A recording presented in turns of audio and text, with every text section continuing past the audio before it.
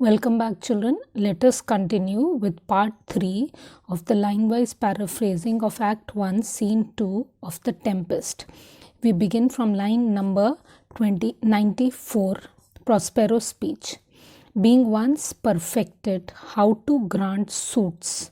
He says that he's talking to Miranda and he says that your uncle Antonio, once he had made himself perfect in the art of granting suits, means the petitions, how to deny them, and he learned how he has to refuse passing those petitions, who to advance when he had learned that who are the people whom he had to give promotions and who to trash for overtopping.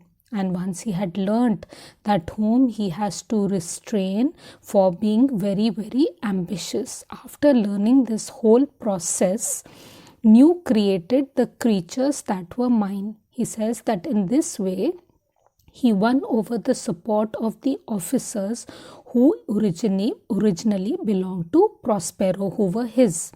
I say or change them. He says, I am saying this, or he changed them means he replaced them with his own people, or else new formed them, or he molded them according to his requirements, having both the key of officer and office. So in this way, he got a control over the office as well as the people working in that office.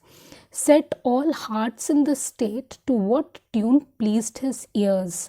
So he made a situation like all those people would listen to whatever he asked them to do and said whatever he wanted them to say.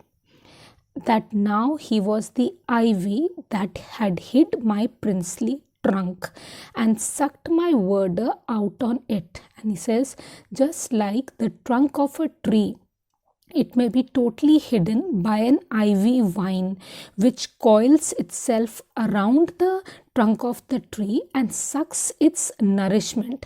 In the same way, he says that my brother Antonio, he just hid me totally and took control of the dukedom of Milan, and he hid him completely, and his status thou attendest not. But then he says to Miranda, but you are not listening to it. You are not attentive to what I say. Miranda, oh good sir, I do. She says, my good sir, I am listening to you very attentively. Prospero, I pray thee. He says, I pray you, mark me. Mark me means pay attention to what I am saying. I thus neglecting worldly ends.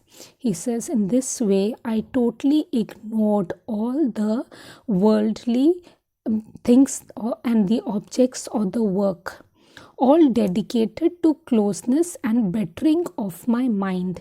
He says, I was totally devoted to my study. Bettering my mind means to study magic and to improve my mind, and I did it in secrecy. With that which, but by being so retired, overpriced all popular rate. And he says that when I led a life of secrecy, trying to improve my mind with my studies, it was worth more than all the popular applause and praise of the people. And I was totally dedicated to it. In my false brother awaked an evil nature. So this aroused ill will in my treacherous brother.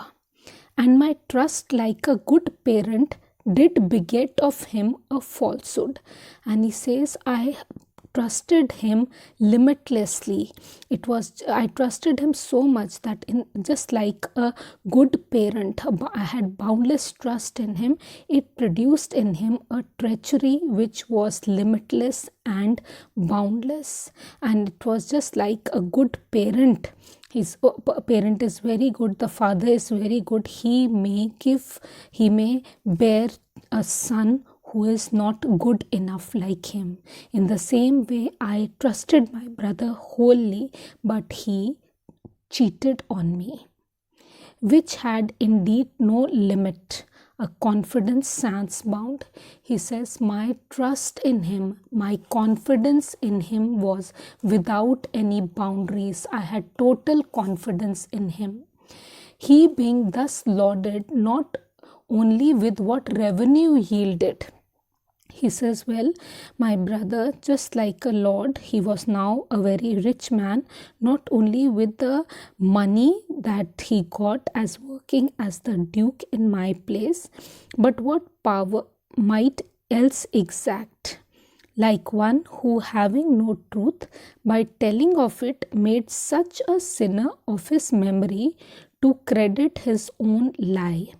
He says that he was not only made rich with all the wealth that was mine, but all the other whatever sources of income brought to him, but also with whatever he could forcibly demand and from the people by exercising his authority, which he had derived from me. Then like one who, having into truth by telling of it, made such a sinner of his memory to credit his own lie. Now he was continuously telling this lie to himself that he is the Duke of Milan. Slowly he started believing his own lie because he was saying it repeatedly. He cheated his own memory because in his own mind he started believing that he is actual Duke of Milan. He did believe he was indeed the Duke because he started believing that he was the Duke of Milan. Out of the substitution and executing the outward face of royalty with all prerogative. Hence his ambition growing.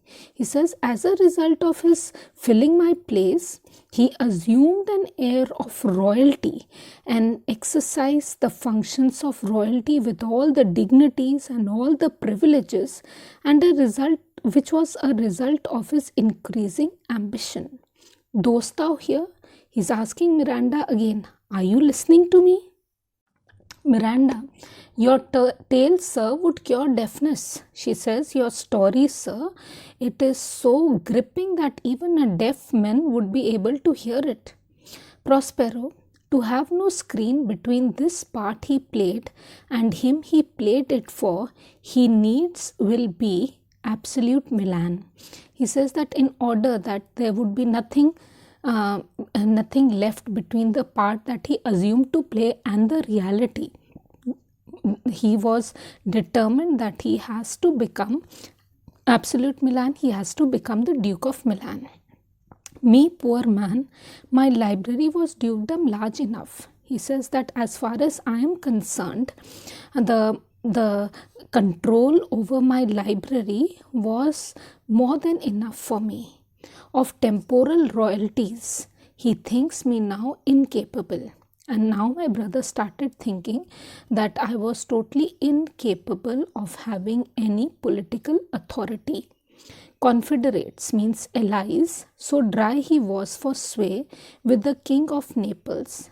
Now he was so much desirous or thirsty for power that he entered into agreement with the allies, the king of Naples, to give him annual tribute.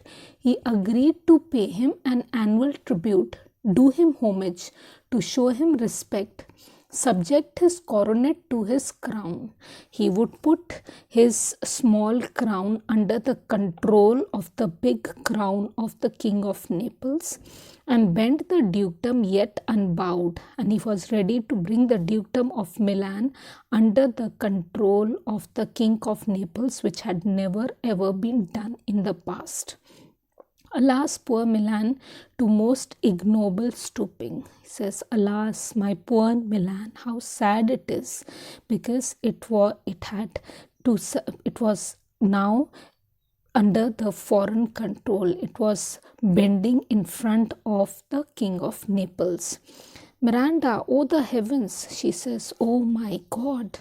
Prospero, mark his condition. He says, just listen to the condition and the event and the situation that happened, then tell me if this might be a brother. Consider this whole contract that my brother entered with the King of Naples, and then tell me that is it possible for you to believe that he could be my brother?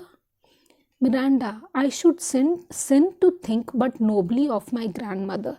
She says that I would be committing a sin that if I think wrongly about your mother, that is my grandmother, thinking that your mother was unfaithful to your father and that this man Antonio is not your real brother. Good wombs have borne bad sons. So, but she says, I do not want to think badly about my grandmother. So, we have to believe that sometimes a good mother, a holy mother also may give birth to a wicked son. And that is the case with your brother, Prospero. Now the condition. He says, now listen carefully to the contract. The King of Naples being an enemy to my invertebrate, he says, the King of Naples was a confirmed enemy of mine. Hearkens my brother's suit, means he listened very carefully to my brother's proposal, which was, and my brother Antonio's proposal was, that he, in lieu of the premises of homage, and I know not how much tribute. He says it was that in return for the homage offered and the payment of an annual tribute, he says, I don't know how much that annual tribute was, should presently extirpate me and mine out of the dukedom. In return for this, he should immediately throw me and you, my child, out of the dukedom and confer fair Milan with all honors and pass on with full honors and dignities the dukedom of Milan on my brother. Pass on the dukedom of Milan to my brother.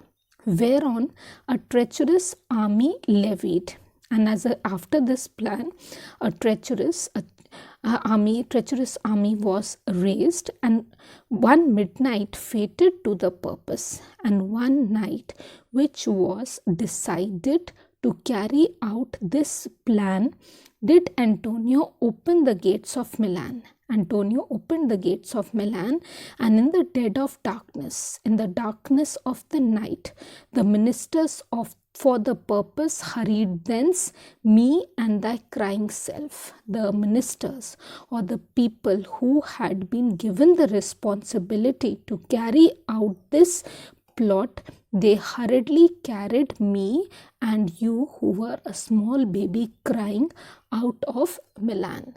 Thank you.